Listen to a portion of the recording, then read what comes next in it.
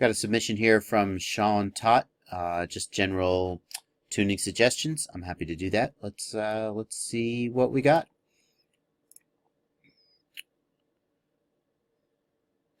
We'll start here with the usual gyro. Take a look at the gyros. Zoom all the way out. Lines are generally very thin, which indicates a very noise-free scenario. I do see some jagginess here on roll that I will probably want to look into. This jagginess here may be some kind of tuning related oscillation or something like that. We'll have to see. Overall noise is very thin, and vibration does not seem to be a problem. If we take a look at your tune, gyro LPF is 188. As I've said with a couple other people who have a very, very clean and noise-free copter, certainly could consider taking that to off and seeing if you like the feel of that a little better. It's going to be subtle. It's not going to be night and day, but it may be a little sharper, a little better at handling certain kinds of flight conditions without any oscillation, just sort of staying smooth. So certainly worth a try. You have got yaw p-term cut hertz at 50. You could also consider getting rid of that. And you've got D-term cut hertz at 40.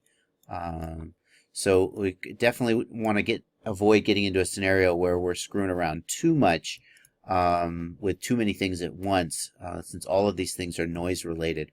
But yeah, you've got your D-term cut hertz at 40. If you're very, very noise free, you might raise that. You certainly could maybe take your yaw p-term cut hertz to a higher cutoff frequency, or even get rid of it, set it to 0, or you could take gyro LPF to off. I think of those three, that's the thing that's least likely to affect your overall tune. Your gyro LPF, you could play with that, just set it to off and see what changes. These two are more likely to result in maybe needing to do some retuning, whereas the gyro LPF is basically free. If we take a look at your flying for a minute,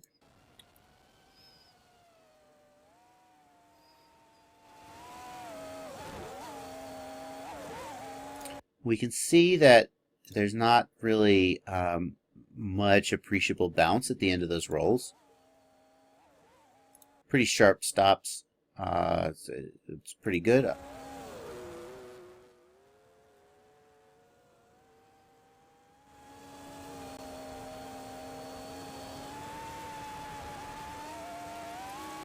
Here comes a high throttle scenario.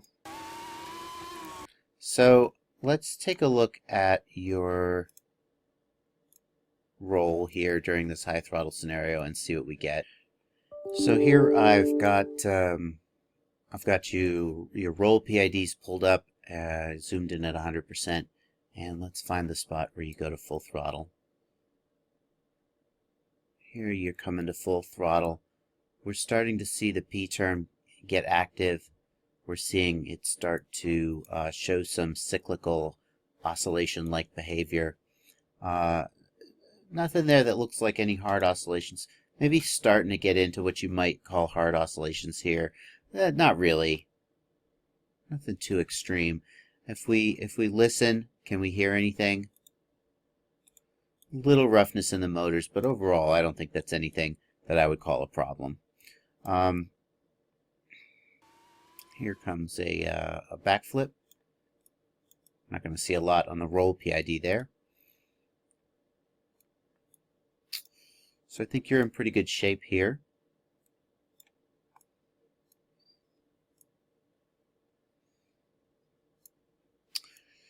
Yeah, you know, the Betaflight's making this job pretty easy, because a lot of stuff is coming through looking pretty decent.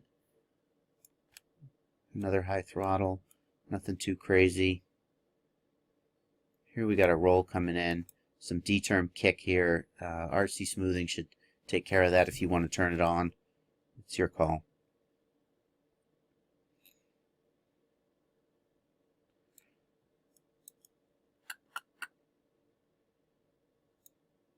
The D term here maybe it's probably fine. It's definitely not low. Your D gain on roll is definitely not low.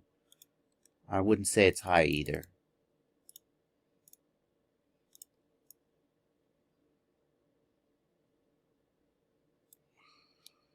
Let's go back and look at another high throttle scenario here.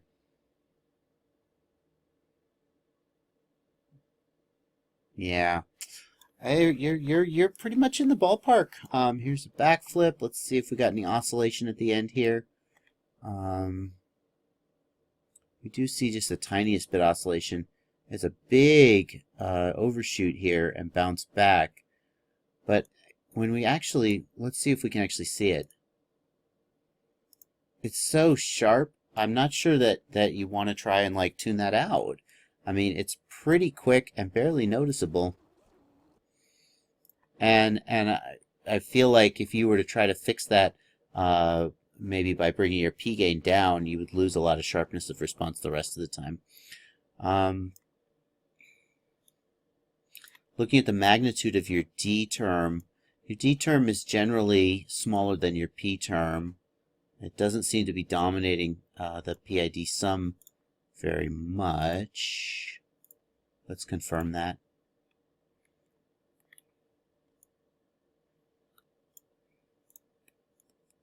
Yeah, no. See, if you look at the PID sum here and compare it to your P, your I, and your D, we can see that the D term is not really dominating very much. That it doesn't match closely the shape of the D term. Whereas here you can see this D term kick coming out, and the sharpness of the P term spikes. And here we can see the D term is predominant here. This looks most close to the D term. That's because you're at low throttle though, and that doesn't really mean anything. So because we don't see the D term really dominating very much, we could afford to bring D up. That may help some with the slight bounce at the end of the flip. Also, changing D-term cut hertz. Raising D-term cut hertz to a higher number or turning it off entirely, if your copter can handle that, will reduce the phase delay of the D-term and will allow the D-term to do its job better, which will mean that you'll have less bounce at the end of flips and rolls. With a D of 40, that's already pretty high. I'm surprised we're not seeing more activity there, and it may be because you've got that filtering turned on. I'm not sure I would recommend taking it any higher, but the traces seem to support the idea that you could take it higher. I think I would probably play around with changing D-term cut hertz before I change the D gain. Or maybe even the gyro LPF change will make somewhat of a difference, although that's probably going to be a pretty subtle difference and wouldn't make a dramatic effect on your flight characteristics, such as getting rid of a bounce at the end of a flipper roll. Now, I did say I wanted to look at this section right around here and see what was going on. Looks like pitch is a little wiggly in this section. Let's see that's a high throttle section.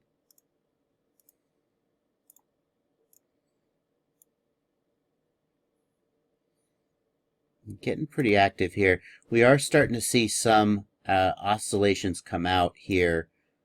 Here they're starting to look very smooth and regular, and that's P-term oscillations. Maybe you're in a prop wash scenario. Not really. Just push the throttle up. This is not. Here we're starting to see some P-term oscillation. So they're looking smooth and regular. That means that the P-term effect is dominating over the noise, and could be an indication that P gain is starting to get on the high end. But nothing jumps out at me about this as problematic. It generally looks like it's flying really well. I think you're pretty close to what I would call a good tune, and it's just a matter of sort of feeling it out and tuning it up. I'm not sure that without knowing, without taking into account the pilot's specific preferences, I could really give you too much advice here.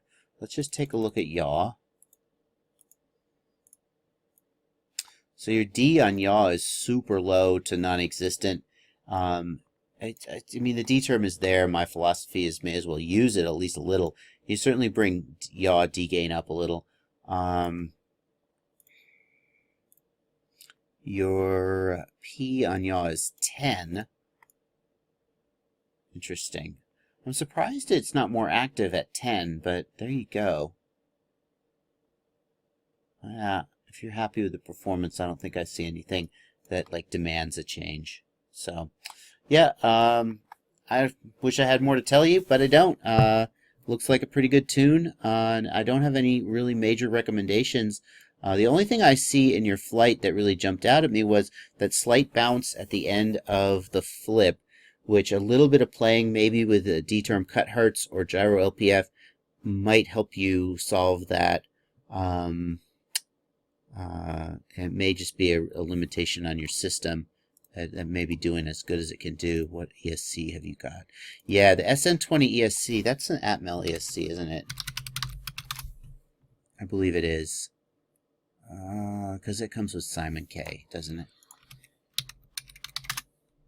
I'm pretty sure. I just don't want it. Yeah, SN28. So yeah, so certainly the Atmel ESCs tend to not have quite as strong a response and quite as good braking as the Scilabs ESCs. So that slight bounce at the end of your flip may just be a limitation on your ESC's ability to spin the motors up and down quick enough.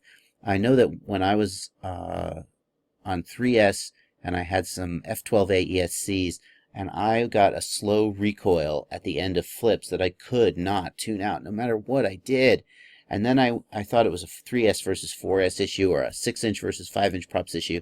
And then I went from the F12A ESCs to the Little Bs, and suddenly it was almost gone. So I'm not trying to pimp the Little Bs here or anything. I'm just saying that a high-end ESC is going to make with strong braking and good strong throttle response, it's going to make a big difference in your overall flight characteristics for a multi-rotor. It is in some ways the most important part of your overall handling, more important maybe even than your motors or even your props. A weak ESC is going to give you poor handling at the edges of the envelope, and a strong ESC is going to sort of keep it together and make everything. It's going to give you the ability to tune to the absolute limit. So, all right. Well, I hope that was helpful. Good tuning, and thanks for Boris for making my job boring and easy. Because so many of these things come in, and it's just like, yeah, that looks pretty good. So it's just getting better and better. We're gonna have to close this thread down eventually. Alrighty. Good night, everybody, and happy flying.